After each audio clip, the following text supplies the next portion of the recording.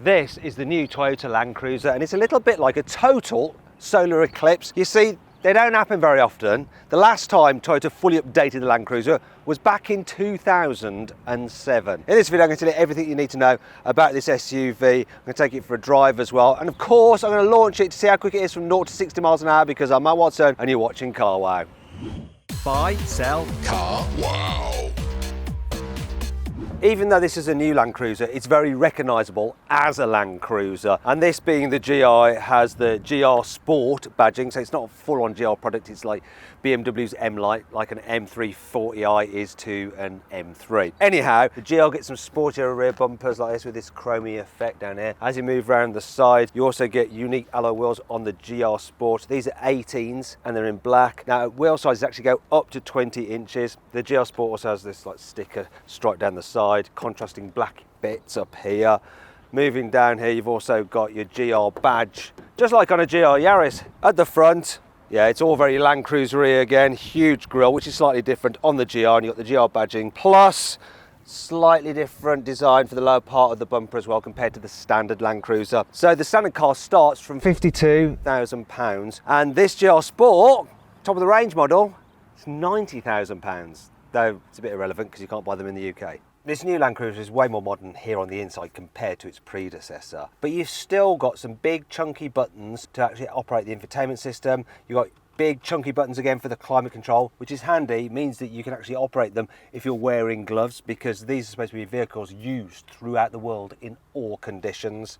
In terms of the design, it's fairly interesting in a Toyota sort of way, and by that I mean it doesn't look as cool as a Land Rover Defender's interior, and if you click on the pop-out banner up there you can see my full in-depth video review of that car. But you know, you've got leatherette here on the dash of this particular GR version. We've got this interesting trim here, I don't know what it is, but it's fine. We've got squidgy materials on the dash once again with leatherette down here, and of course, being a Toyota, my god, it all feels super solid. Look at that.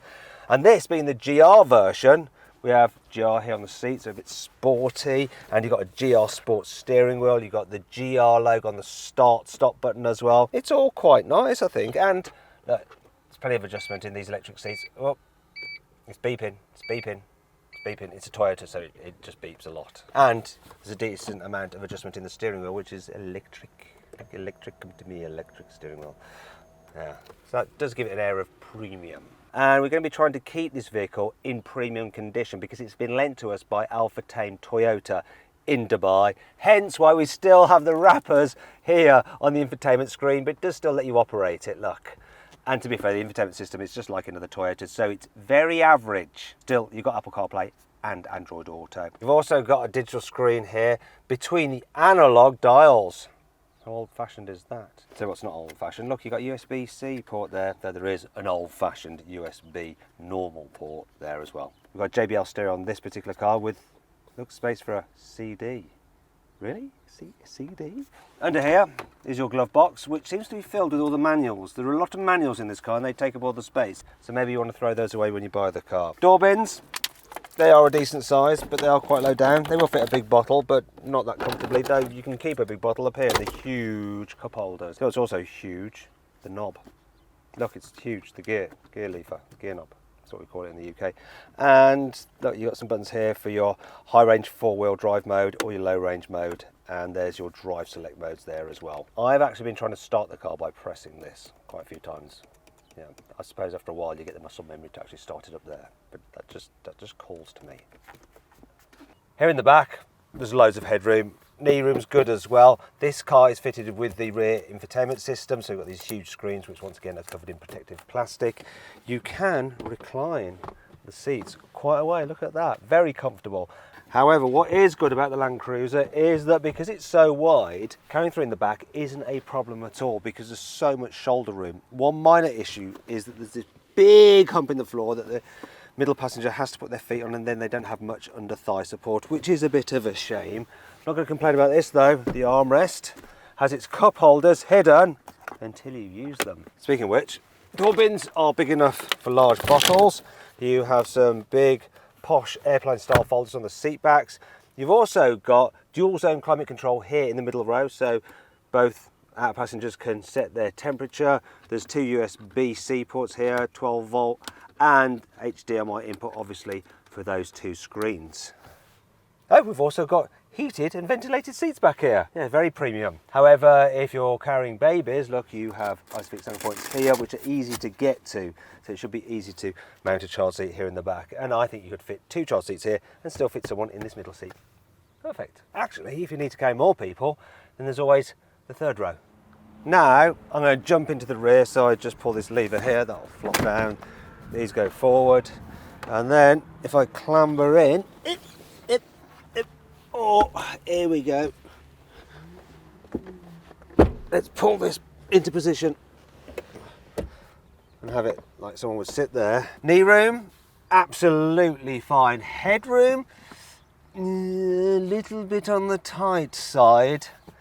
These seats also are very low to the floor, so there's no under thigh support, but there's a decent distance from the other seat next to you, and they are quite wide, so it's not too bad. I've got a button here which seems to alter the actual backrest. Moves it forwards and backwards slightly. A bit more upright, a bit more reclined. That's obviously so you can just increase the boot size. What else we've got back here? We've got USBs, and there's ventilation here as well, which you're going to kind of need. Oh, windows are decent size. It's okay here in the back. I don't mind it. So this new Land Cruiser is good for carrying people. What's it like for carrying their stuff?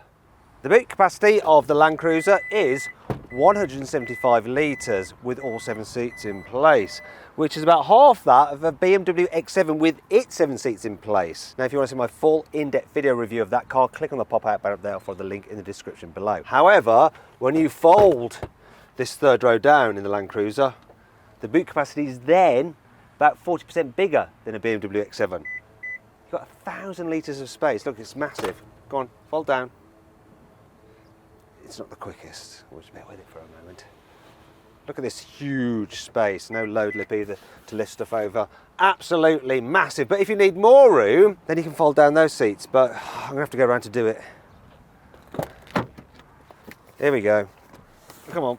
Come on. Then I'm going to go around the other side as well. Now it's like a van, right? Look. Total hugeness. One slight problem though is there's a bit of a dip in the floor there, and yeah, that's a bit annoying. In fact, that brings me on to 5 annoying things about the Land Cruiser. You can't get a full-length sunroof like on many other SUVs. It's quite small in size. Oh, and the blind is manual. Compared to SUVs from the Germans, the reversing camera on this Toyota is pretty low definition. For some reason, there's a huge gap between these two seats. Look at this. I'm sure they could have fitted them a bit closer together.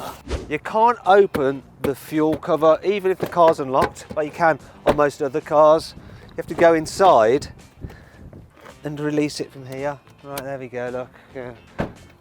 Why did Toyota do that? Unlike with other Toyotas, even including the entry-level Yaris, the Land Cruiser doesn't get adaptive cruise as standard. Why not? It still beeps like all of the Toyotas as standard though. It's not all negative though. Here's 5 good things about this car. There's grab handles for each door to assist you when you're clambering in and out.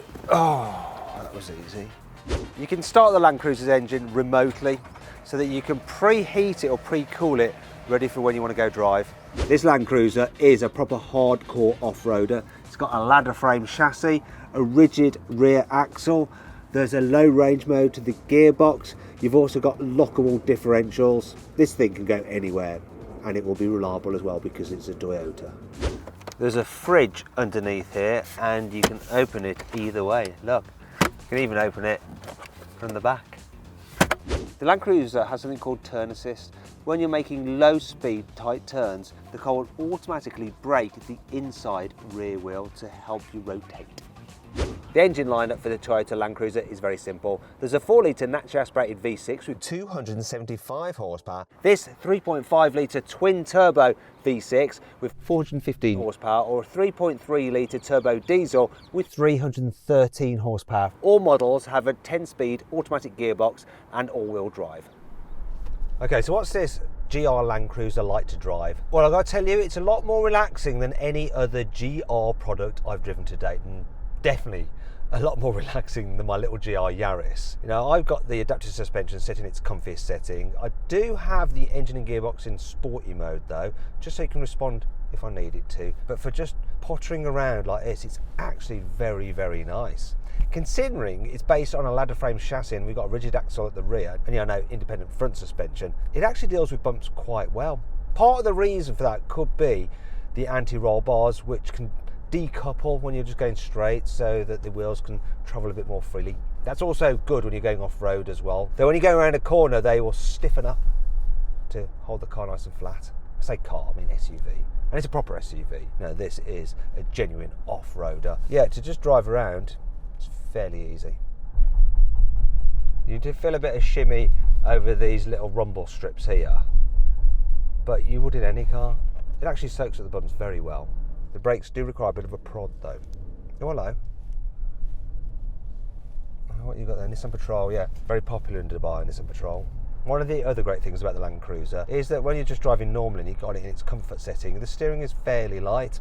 Visibility is good as well. You sit up high, good view over that bonnet, good view at the back window, big side windows. It's easy, and this 10-speed automatic gearbox just blends the gears when you're just cruising about. Such an easy thing to daily this, and being a Toyota, it's not going to break down. It's not. When you're going at faster speeds, it's a relaxing vehicle. Seats are comfy.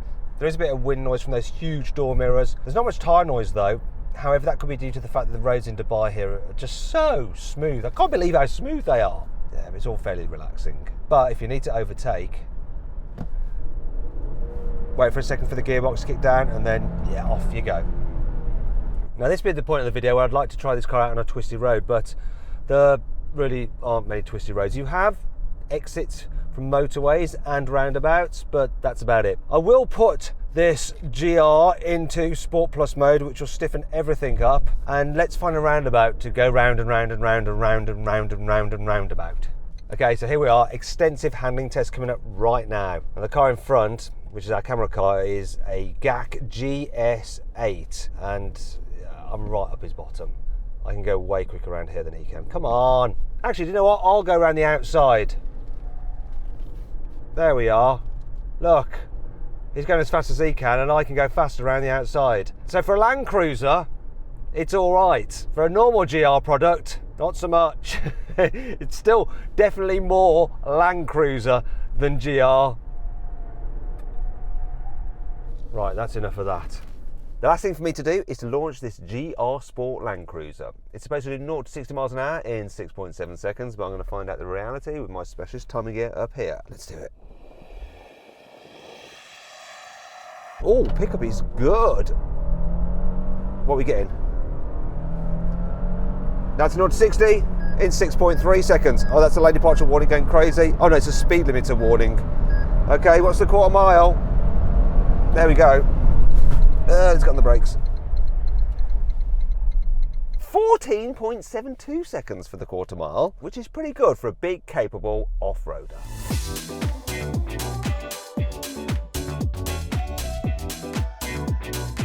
So then, what's my final verdict on the new Toyota Land Cruiser? Should you avoid it? Should you consider it? Should you shortlist it? Or should you just go right ahead and buy it?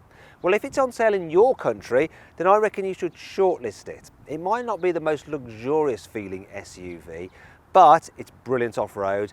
And if you ask the guys here in Dubai which they'd rather take out into the desert, this Toyota or something from Land Rover, they'll be taking this. Anyway, I hope you enjoyed the video. If you did, give it a like. Let me know what you think of the new Toyota Land Cruiser in the comments below. Click on those windows there for some more videos. And on that box there to go to Carwow to sell your car. All you have to do is upload some photos, give a brief description, then dealers from across the country will bid on your car.